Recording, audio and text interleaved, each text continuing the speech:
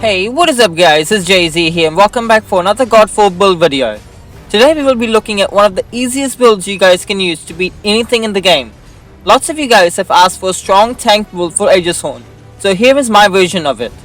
You can easily beat the Ascended Towers and also be able to do Lightbringer with 3 Dark Tiers with this as well. So let's get straight into the build.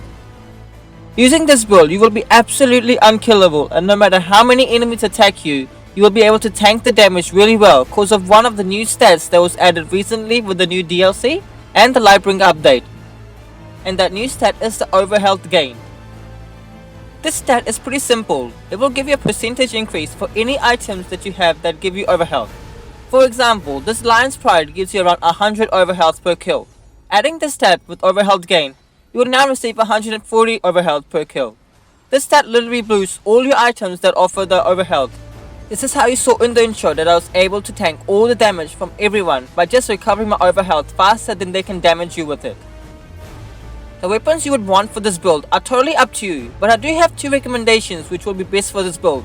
All of our healing and overhealth gain will be heavily focused on hitting crits on the enemies. We're going to be using this great sword. One of the primaries here is having 40% crit chance with our Northern technique, and the secondary stat being applying the mark of weakness whenever we hit an enemy with our weapon technique. Now you don't have to get exactly this one, applying stasis also works really great for this build. Also, we will be using this longsword sheath. This will be giving us the greater blessing of luck whenever we inflict an ailment. Make sure for the secondary stats on your weapons also have crit chance on them as well. This will help greatly for your build. For the amulet, we are using the new legacy amulet with the 2 primary stats. One of them you would want is to gain health on crit, and the other one could be anything you want, but for this one it works really great on having this breach damage to full health enemies. Now you don't need to get this one exactly, even just having the amulet of the duelist that gives you health on crit works fine for this as well. For the charm, we are using the Lion's Talisman. This is another very important item for this build. Having a primal version would be even better. Without this charm, you won't be able to constantly use your weapon techniques, so this is very important. Now the rings are where the magic happens. One of the rings is the Eye of the Dragon, which will give us overhealth per kill on ailment affected enemies. Make sure you have good resistances on them and upgrade according to other items and augments.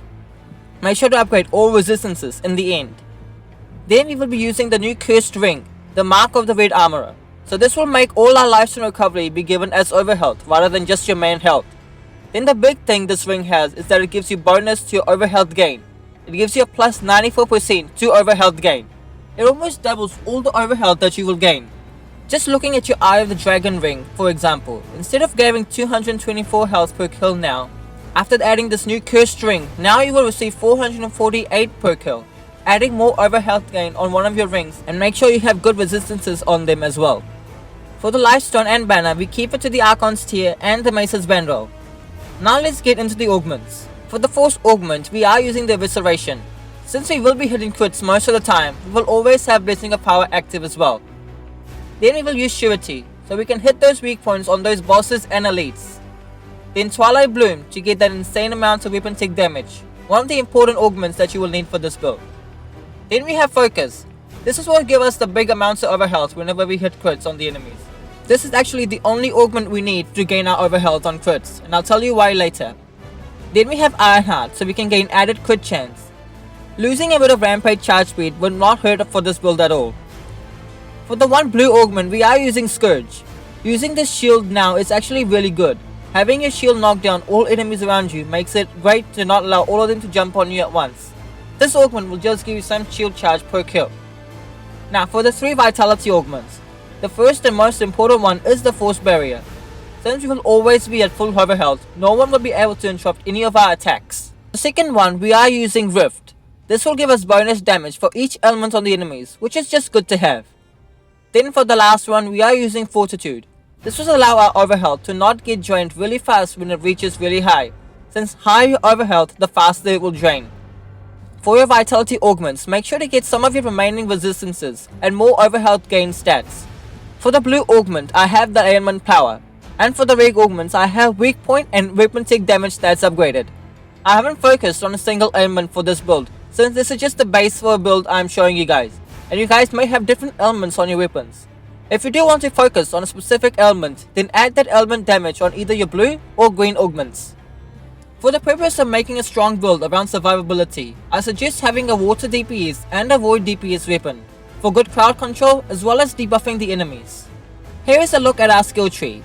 Here is what I use for this build. You don't have to use exactly what I am showing you here, especially the shield throw. If you do not want it, you do not have to use it. But just in general, the explosive wave on the shield throw is just great to have as it knocks down everything around you. Make sure to go fully down the ailment tree as well. You would see that we are not using Void Shell to get a high overhealth gain on crits. Our focused augment is more than enough. No need to use a full legendary augment when we can just use our rare one. Let's see why with the stat sheet. The one stat we are looking for is this one here. We are almost at plus 300% overhealth traits. That just means that all our items that give overhealth will now give plus 300% overhealth compared to what they usually give. For example, the focus augment, which gives us 71 overhealth per crit, will now give us 284 overhealth per crit. Your Eye of the Dragon ring will now give you almost 900 overhealth per kill now. With all our attacks being crits, thanks to us having our crit chance at 100% and our weapon tick doing multiple hits, we will be getting full overhealth in just 1 to 2 attacks. I experimented with getting really high resistances of up to 69 on all of them, but the enemies do a lot of damage late in the towers and the Lightbringer update as well, and the number of enemies also increase as you go higher. To get really high resistances, we have to upgrade our cap and then also be able to gain our overhealth fast as well. We will be losing out on a lot of damage. With this, I have made it so that we have at least 50% resistances to everything, with good damage and focus heavily on healing so that we can really tank hard. You should have no problems with this build to do either towers or Lightbringer mode. Hope you guys enjoyed the build. Comment down below what you guys thought of it and if you're going to make any changes to it to fit your playstyle. Like and subscribe to keep up to date on all the new Godfall builds that I will be bringing you all. I shall see you all next time.